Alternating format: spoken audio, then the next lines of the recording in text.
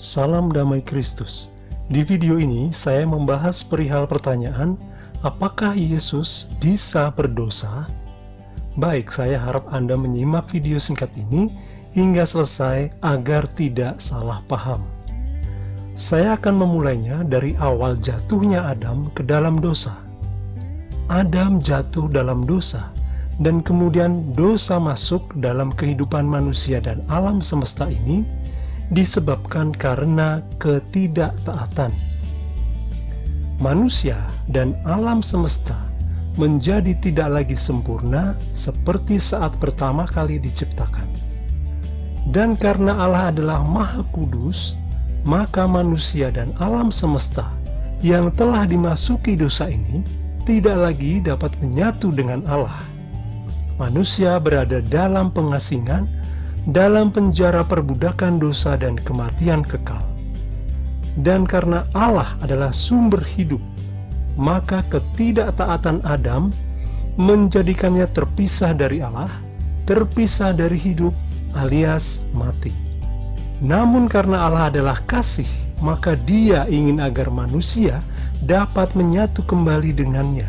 Allah juga adil. Maka dengan keadilannya harus ada yang menebus atau membayar kematian manusia ini.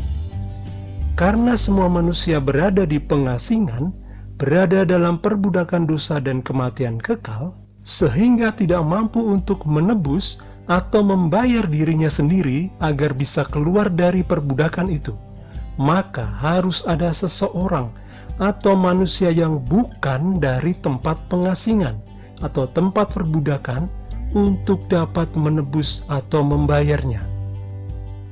Karena yang membuat manusia menjadi berada dalam kuasa kematian adalah dosa, maka seseorang itu agar bisa menjadi penebus haruslah manusia yang terbebas dari dosa, seperti keadaan manusia pertama, Adam, saat sebelum jatuh dalam dosa. Dia, manusia pertama, Adam ini, awalnya adalah manusia sempurna, murni, tidak memiliki natur dosa, tidak mengenal dosa. Dan karena kasih-Nya, Allah juga memberikan Adam kehendak bebas kepadanya, seperti yang Allah berikan juga kepada malaikat. Namun kehendak bebas yang merupakan anugerah dari Allah ini justru membuat manusia pertama terjatuh dalam dosa karena dia memilih untuk tidak taat, sehingga dosa masuk dalam kehidupan manusia dan alam semesta ini.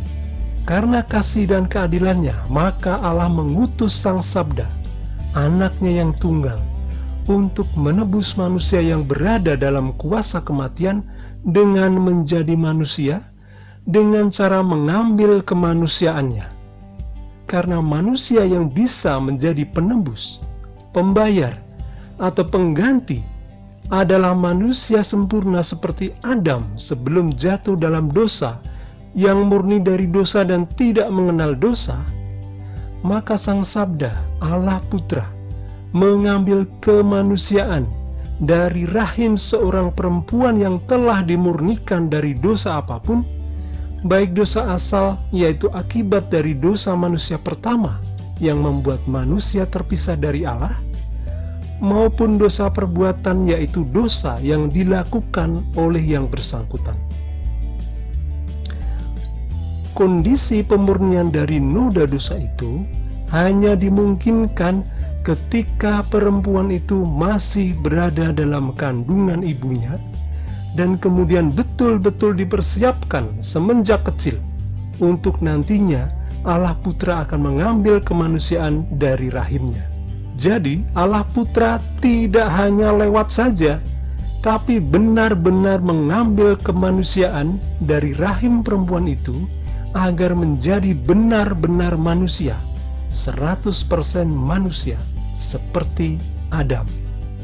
Jika Adam adalah manusia yang kemanusiaannya diambil dari tanah yang masih murni, sebelum dosa masuk ke dalam alam semesta melalui Adam, maka Adam akhir ini mengambil kemanusiaannya dari tanah yang murni dari dosa, yaitu rahim Maria, dan menjadi manusia yang bernama Yesus. Yesus, sang manusia penebus ini, yang akan mati sebagai pengganti mati bagi manusia, harus mati sebagai manusia yang tidak berdosa. Dan karena dosa disebabkan oleh ketidaktaatan kepada Allah, maka dia harus taat total kepada Allah. Dia tidak boleh berdosa sama sekali agar layak menjadi tebusan. Ada sementara orang yang mengatakan bahwa Yesus tidak bisa berdosa sebab dia adalah Allah Putra dan Allah tidak bisa berdosa. Tapi menurut saya tidak demikian. Sebab Allah Putra harus menjadi manusia seperti Adam, benar-benar manusia, karena dia harus berada dalam kerangka keadilan Allah. Maka sang penebus adalah manusia yang harus taat, yang berarti tidak boleh berdosa sama sekali. Lalu apa ketaatan itu? Kondisi seperti apa kita bisa mengatakan seseorang itu taat? Apakah kita bisa mengatakan seseorang itu taat jika keadaan orang itu tidak memungkinkan untuk berbuat tidak taat? Sebagai gambaran yang mudah, apakah kita bisa mengatakan sebuah robot itu taat, sedangkan robot itu tidak mungkin melakukan ketidaktaatan karena telah diprogram untuk melakukan tugasnya? Yesus adalah Adam akhir. Kemanusiaan Yesus sama seperti kemanusiaan Adam sebelum jatuh dalam dosa. Kemanusiaan Adam tidak memiliki natur dosa. Kemanusiaan Yesus pun tidak memiliki natur dosa. Kemanusiaan Adam memiliki kehendak bebas. Kemanusiaan Yesus pun memiliki kehendak bebas. Adam bisa memilih untuk taat atau tidak taat. Yesus pun bisa memilih untuk taat atau tidak taat. Itulah keadilan Allah. Dan Allah tidak mungkin melepas keadilannya sendiri. Itulah mengapa tugas dari Bapa ini adalah tugas yang sangat berat bagi kemanusiaan Yesus, yaitu menjadi Adam yang tidak berdosa, yang selalu memilih untuk taat hingga mati di salib sebagai pembayar manusia yang terpenjara kematian kekal, sebab masa depan manusia, kehidupan kekal manusia berada di pundaknya. Itulah beratnya menjadi Yesus. Dia adalah manusia 100% seperti kita yang memiliki kehendak bebas, namun dia juga memiliki kuasa tak terbatas sebagai Allah Putra. Disitulah ketaatan kemanusiaannya diuji habis-habisan. Jangan dikira Yesus tidak bisa turun dengan mudah dari salib. Dia bisa melakukannya. Jangan dikira Yesus tidak bisa untuk tidak taat kepada Bapa seperti Adam, kemudian menolak untuk menjalani siksa salib pada saat masih di Taman Getsemani. Jangan dikira Yesus tidak bisa berdosa. Yesus 100% bisa berdosa, karena dia 100% manusia. Namun, dia selalu memilih untuk taat, selalu memilih untuk tidak berdosa.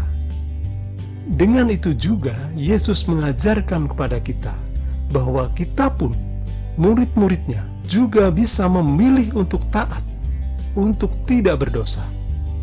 Kemudian, pertanyaannya berlanjut. Apakah Anda yakin Yesus tidak pernah berbuat dosa sedikit pun? Dan apa buktinya? Saya jawab, iya.